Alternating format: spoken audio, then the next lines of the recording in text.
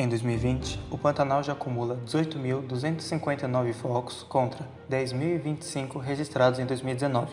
Até o ano passado, o Pantanal havia tido seu pior ano quanto a focos de incêndio em 2005, quando acumulou 12.536 focos registrados. Mesmo restando poucos meses para o fim de 2020, o número atual já é 145% maior que há 15 anos. A situação no Pantanal tem sido agravada pelo clima seco e quente e já destruiu mais de 3 milhões de hectares do bioma. Segundo dados do LASA, Laboratório de Aplicações de Satélites Ambientais, um órgão do Departamento de Meteorologia da UFRJ, a área equivale a mais de 20% do Pantanal. Não é possível começar falando sobre a riqueza natural de um dos mais belos biomas do país, o Pantanal, sem explicar o conceito de biodiversidade. A biodiversidade pode ser definida como a variabilidade de organismos vivos de todas as origens, compreendendo, dentre outros, os ecossistemas terrestres, marinhos e outros ecossistemas aquáticos, e os complexos ecológicos que fazem parte, levando em consideração ainda a diversidade dentro de espécies, entre espécies e ecossistemas. Sabendo disso, partimos do principal princípio de que o Pantanal brasileiro é um dos ecossistemas mais abundantes do mundo. Sendo ele um dos 6 biomas continentais brasileiros, junto à Amazônia, Cerrado, Mata Atlântica, Caatinga e Pampa, consiste numa planície de inundação situada ao sul do Mato Grosso e noroeste do Mato Grosso do Sul, abrangendo também parte da Bolívia, Paraguai e mesmo sendo o menor bioma do Brasil, cobrindo apenas 1,67% do território nacional, o Pantanal é a maior planície de inundação do mundo, com cerca de 250 mil km². O Pantanal é considerado pela Unesco como Reserva da Biosfera. Além disso, o órgão conferiu à região o título de Patrimônio Nacional Mundial. A área possui cerca de 150 mil km² e é cercada por terreno de 600 a 700 metros de altitude, atribuído à planície um espectro de bacia. Dessa forma, o bioma tem como principal característica as inundações constantes que modificam radicalmente o cenário local. E você deve estar se perguntando, qual é a importância desse bioma para nós? O Pantanal, além de ser um estoque de água potável, estabiliza o clima e umidade e conserva o solo. Além disso, esse bioma possui diversos tipos de plantas e animais de outros biomas, já que é um bioma de transição. Usado como refúgio de diversidade e passível de ser um local de aumento de espécies em extinção para áreas locais e os demais ecossistemas.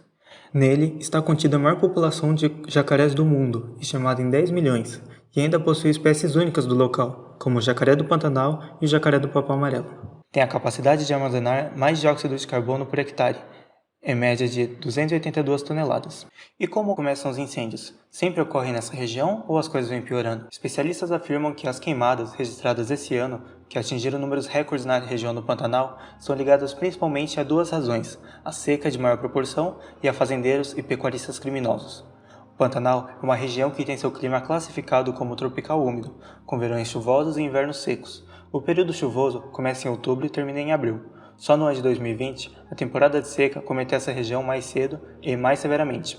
Os níveis de precipitação caíram mais de 30% no bioma.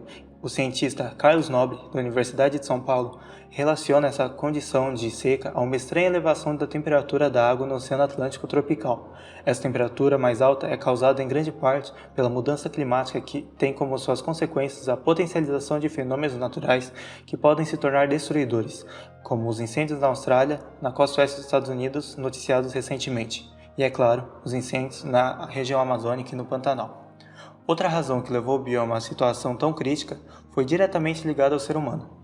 Em agosto de 2019, o governo federal suspendeu a permissão de emprego de fogo por 60 dias na região Amazônia Legal, mas a falta de punição aos criminosos que desrespeitam a lei abriu um precedente para os incendiários mal intencionados, pois neste ano de 2020, quando foi decretada a suspensão dos incêndios no território nacional por 120 dias, muitos ignoraram essa ordem, o que resultou em mais de 21 mil focos de incêndio registrados para o bioma neste ano.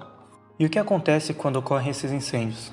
Ainda é difícil estimar o tamanho da perda, mortes de animais silvestres, fauna e flora, mas estima-se que 20% da biodiversidade do Pantanal tenha sido afetada. Há uma grande preocupação com animais mais lentos na fuga e peixes que morrem nas secas das águas, além das espécies sensíveis, raras, vulneráveis e ameaçadas de extinção. Mesmo com as endêmicas, que só existem nessas regiões, e aquelas que sequer foram catalogadas, representando uma riqueza biológica incalculável. Estima-se que existam apenas no Pantanal mato-grossense cerca de 500 espécies de aves, 120 de mamíferos e cerca de 150 espécies de répteis que estão sendo afetados pelas chamas. É preciso pensar no pós-catástrofe. Os animais que sobrevivem às queimadas precisam recuperar-se das queimaduras e machucados causados, e há ainda outro problema: a procura por comida diante do bioma sem recurso, a seca dos lagos e a perda de suas casas. E por que é tão difícil controlar o fogo? Pesquisadores apontam que a demora do poder público para intervir no bioma em chamas fez com que as queimadas se propagassem rapidamente na região. Além disso, algumas características do Pantanal dificultam o combate ao fogo. Os 6 fatores que tornam os incêndios no Pantanal difíceis de ser controlados são: 1. Período extremamente seco. 2. O fogo subterrâneo. Uma característica do Pantanal que dificulta o combate aos incêndios é o fogo de turfa, também chamado de fogo subterrâneo, que queima sem que as pessoas percebam. O fogo se espalha por baixo da camada mais superficial da terra até encontrar alguma fissura e uma vegetação mais seca para emergir. 3. Áreas de difícil acesso. 4. Os ventos. 5. A falta de conscientização. E 6. A demora para agir e o pouco combate. Os incêndios, que deixaram rastros de destruição com mais de 4 milhões de hectares do Pantanal em cinzas, podem interferir na quantidade de peixes e também afetar a qualidade das águas no rio que cortam o bioma. É muito provável que as queimadas provoquem uma redução significativa no número de indivíduos de cardumes nos rios do Pantanal do próximo ano. A qualidade da água depois das queimadas também muda, para pior. A principal alteração é a diminuição drástica do oxigênio dissolvido. Organismos mais sensíveis podem sofrer com hipóxia, que é a falta de oxigênio dissolvido, ou anóxia, que é a ausência de oxigênio dissolvido, e não resistir. Com as queimadas, perdemos incontáveis vidas humanas e vidas animais.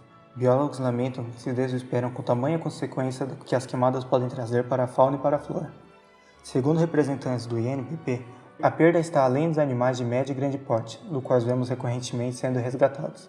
As abelhas e outros insetos, que constituem uma peça importante para o equilíbrio daquele ecossistema, não são resgatadas. Logo, as consequências disso ainda estão por vir. O turismo ecológico é uma peça-chave para a economia de diversas cidades do Pantanal. A população das ribeirinhas sofre com a perda de turistas e também pela má qualidade do ar.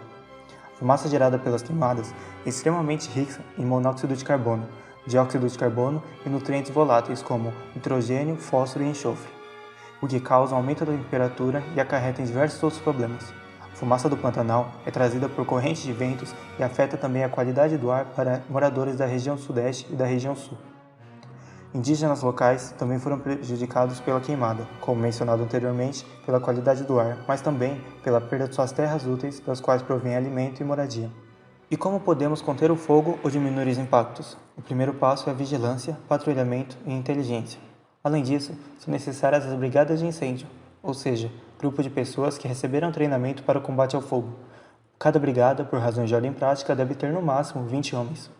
Após a detecção, comunicação e localização do incêndio, é necessário que o pessoal responsável pelo combate ao fogo chegue o mais rápido possível ao local do incêndio. A rapidez do ataque é fundamental no sucesso da operação de combate. E o que será daqui para frente? Em algumas florestas, em alguns casos, podem se recuperar sozinhas através da sucessão ecológica, mas em outros, o bioma entre colapso e a sucessão por si não será capaz de recuperá-lo, levando à extinção do bioma. O reflorestamento é algo muito delicado. Apenas plantar árvores indiscriminadamente não soluciona o problema, mas, de forma contraintuitiva, pode até piorá-lo. Exemplo, plantar árvores exóticas a determinados ecossistemas, em lugares que eram anteriormente campos recobertos por gramíneas, pode ocasionar um desequilíbrio ecológico com o próprio bioma. A recuperação de áreas devastadas é lenta, gradual e o seu impacto será sentido por anos, muitas vezes décadas depois. As primeiras espécies a serem inseridas em uma área devastada, as chamadas árvores pioneiras e de recobrimento, são plantas com capacidade de sobreviver a condições menos adequadas de clima e solo. A adubação verde pratica a ser adicionada algumas plantas leguminosas na superfície do solo com a intenção de enriquecê-lo nutricionalmente com nitrogênio. Em um estado mais avançado da adubação verde, as plantas nativas farão sombra e cobrirão as espécies que, exóticas, servirão como adubo e restarão apenas as espécies nativas. Após o tempo de desenvolvimento, as espécies secundárias podem ser inseridas. O reflorestamento faz com que, aos poucos, as espécies voltem a habitar aquele lugar e, como além da flora, a fauna também possa vir a se restabelecer e ter uma área maior de ocupação. Portanto, um risco menor de sofrer uma deriva genética que não ocorreria se a área que as espécies ocupadas fosse maior, e o risco de extinção para as espécies que ocupam áreas maiores é menor.